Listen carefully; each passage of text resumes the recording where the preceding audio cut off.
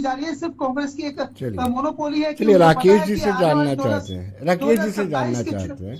राकेश जी, एक अभी इन्होंने रवि जी ने बोला कुछ लोगों पर कांग्रेस अपना अधिकार समझती थी, जैसे सरदार वल्लभ भाई पटेल आयरन मैन और बाबा साहब भीमराव अंबेडकर, लेकिन भाजपा ने उनको अपने साथ जोड़ लिया है। इसके पीछे क्या स्ट्रेटेजी है? क्या भाजपा को लगा कि इनको जितना सम्मान कांग्रेस ने देना चाहिए था सरदार पटेल और बाबा साहब को नहीं दिया है, इसको कैश किया जा सकता है, या उनको दूसरे शब्दों में कहा जाए सम्मान दिलवाया जा सकता है? नमस्कार, आपके प्रश्न के साथ आपके सभी दर्शकों को मेरा प्रणाम। असल में देखिए क्या है कि जिस वक्त के ये महान लोग थे उस वक्त कांग्रेस ही थी। 1885 की राजनीतिक पार्टी, अब तो भाजपा बनी नहीं थी, तो स्वाभाविक बात है कि कोई दावेदारी करेगा नहीं कि मेरे पार्टी के थे। लेकिन मेरे पार्टी का बनाए रखना और पार्टी का होना दो अलग अलग बात है। मतलब कैसे होता है कि एक आदमी ने एक छोटे चैनल से शुरुआत किया, एक बड़ा खोल लिया, इन सब चीजों को ध्यान में रखे हुए कि ये लोग दावेदारी करते हैं कि अंबेडकर साहब मेरे थे, अरे तब तो भाजपा बनी नहीं थी, तो कहाँ के होते। यह जरूर है कि कांग्रेस पार्टी में शुरू से ही रहा है कि नेहरू से बड़ा कोई नहीं, इंदिरा जी से बड़ा कोई नहीं, राजीव जी से बड़ा कोई नहीं, सोनिया जी से बड़ा कोई नहीं, राहुल प्रियंका से बड़ा कोई नहीं, और अब उनके जो दो बच्चे हैं यान और बयान, उनसे भी बड़ा कोई नहीं। यह बीमारी से ग्रसित है पार्टियां, इसमें कहीं कोई दो राय नहीं है। तो भाजपा में भी मोदी से बड़ा कोई नहीं। उसमें कौन सी है कि मोदी जी कोई अपने से बड़ा किसी को मान रहे हैं। राजनीति की बुराई यही है कि आदमी को अपने से ही खतरा है। लेकिन मैं महान महापुरुषों पे आ रहा हूं। निर्विवाद रूप से भारतीय जनता पार्टी ने इन महापुरुषों का सम्मान किया, चाहे वो पंचभूमि बनाना हो या भारत रत्न देना हो या उनका उचित सम्मान देना हो। और वो भाजपा के पास ऑप्शन भी तो नहीं था। आखिर भाजपा आम जन के पास क्या करते हैं? 1985 में तो पार्टी बनी है, तो पुराने इतिहास को कैसे अपने आप जोड़ती? तो अंबेडकर को अपना बनाया, पटेल जी को अपना बनाया और लोगों को बनाया। लेकिन उस मामले में मैं भारतीय जनता पार्टी को ज्यादा नंबर दूंगा कि एक तरह से अनाम हीरो जो थे, अनसंग हीरो जो थे, उनको लाइमलाइट में ले आकर के एक बहुत बड़ा प्रोत्साहन दिया, बहुत ज्यादा सम्मान दिया। यह बधाई की पात्र है।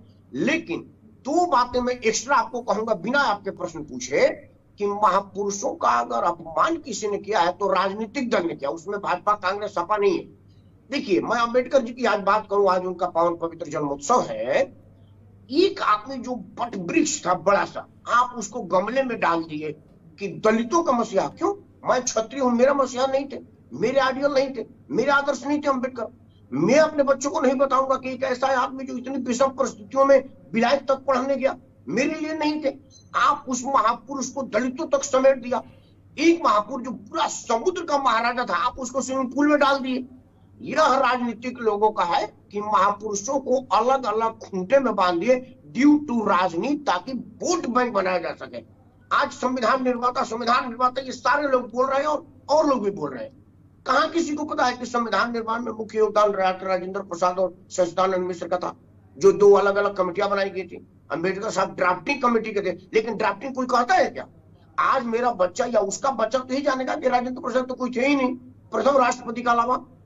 यह इसलिए कि राजेंद्र प्रसाद कायज थे, उनका कोई वोट बैंक नहीं है। सच्चिदानंद मिश्र पंडित थे, उनका वोट बैंक नहीं है। क्या बात है। अंबेडकर साहब दलित थे और उनका वोट बैंक है, इसीलिए वो आगे है।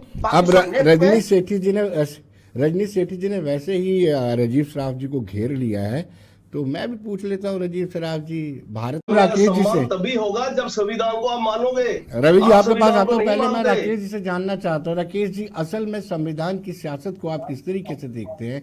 कौन पार्टी संविधान और बाबा साहब अम्बेडकर की हितैषी है और कौन इस पर जमकर सियासत कर रही है? जी राकेश जी, फिर मैं रवि जी के भी पास आता हूँ। रवि जी से सेम सवाल जानना चाहूंगा। जी राकेश जी, पहले राकेश जी। मैं जी रवि जी, देखिए, संविधान कोई राजनीतिक पार्टी नहीं मानती अगर उसके खुद के हित का मामला न हो तो। जी, यह बड़ा सच्चाई है भारत में। अगर मेरे मतलब का है तो मेरे लिए संविधान सर्वोपरि है। यह चीज मेरे मतलब का नहीं है तो संविधान जाए भाड़ में। बड़ा अफसोस के साथ यह मैं कह रहा हूं कोई भी राजनीतिक दल, उदाहरण 2-4 दे दूंगा आपके चैनल पर, जहां लगेगा कि हाँ यहाँ संविधान का अपमान हुआ है, संविधान को बदला गया है, अमेंडमेंट किया गया स्वहित के लिए, जिसकी बारी आई उसने ही संविधान का तहस नहस किया। अब आपने बाबा साहब की बात की, बाबा साहब का भी अपमान जितना राजनीतिक दल के लोगों ने किया उतना किसी ने नहीं किया। बाबा साहब को बौना बनाने का काम राजनीतिक दल के लोगों ने किया, बाबा साहब को सिकुड़ छोटा करने का काम राजनीतिक दल के लोगों ने किया। जो आदमी एक महान आदमी हो सकता था, जो आदमी सर्व समाज का हो सकता था, उसको घसीट करके, खींच करके एक रस्सी में, एक खूंटे में बांधने का काम किया, ये राजनीतिक दल के लोगों ने किया है। देश उनको माफ नहीं करेगा। लेकिन चूंकि मामला राजनीतिक हित का है तो सब ठीक है। मेरे फायदे में अंबेडकर है, जिनको मैं दलित के खूंटे में बांध दूं तो ठीक है। मेरे फायदे में फला वाला एक नुकसान कर रहा है तो मैं एक में अमेंडमेंट कर दूं तो ठीक है। राजनीति का यही खेल है, और यह कब तक चलेगा हम अफसोस के साथ कहेंगे, पता नहीं कब तक चलेगा। जी रवि जी, सेम सवाल आपसे, मैंने पहले भी कहा था, सेम सवाल आपसे। मुझे लगता है कि जब हम बात करते हैं भारतीय जनता पार्टी की, तो भाजपा के पास 5 टॉप लेवल के ऐसे बड़े नेता हैं जिनके चेहरे पर पूरे देश में मैंडेट मिलता है। मतलब ये लोग, दुनिया समझती है, देश समझता है। मैनिफेस्टो लागू तो करवाओ, सेंट्रल आपका, आप बोलो जी हमारे ये थे, 6 महीने में हमारे वाले लागू कर दो लागू, वो तो करो। रोजगार की बात आपने की है अपने मैनिफेस्टो में, स्टेटहुड की आपने खुद अपने मैनिफेस्टो में की है, तो आप उससे पीछे क्यों हट रहे हो? आप सरेंडर कर रहे हैं, आप कह रहे हैं कि आप नहीं, हारे नहीं हो आप। आपने 29 सीटें जम्मू रीजन से ली हैं, आपको जम्मू रीजन को जवाब देना पड़ेगा। आप भाग नहीं सकते जिम्मेवारी से। सरकार, लेकिन मैं राकेश जी जानना चाहूंगा, राकेश जी अब जब अरे स्टेट का ही है ना, इस वक्त जो हालात बन रहे हैं वक्फ बिल को लेकर वेस्ट बंगाल में, उसका पूरे देश में भी इम्पैक्ट पड़ेगा क्या आपको लगता है राकेश जी? देखिए, वक्फ बोर्ड पर फर्क पड़ने के लिए ही दंगा फसाद किया जा रहा है। वक्फ बोर्ड पर अपोजिशन का उद्देश्य है कि अब तक नरेंद्र मोदी के सामने कोई ऐसा मुद्दा वो लोग तलाश नहीं पाए। मैं यह कहूंगा कि या तो हमारा विपक्ष अक्षम है या मोदी का काम इतना सक्षम है कि वो लोग उनके सामने कोई बहुत बड़ा मुद्दा खड़ा नहीं कर पाए। सिटीजन अमेंडमेंट एक्ट में दिल्ली को बंद किया, किसान आंदोलन में दिल्ली को घेरा था, लेकिन वो कुछ बहुत ज्यादा असर कर नहीं पाया। अब पहली बार उनको एक वक्फ अमेंडमेंट एक्ट के तहत मुसलमानों को बरगलाने का मौका मिला है।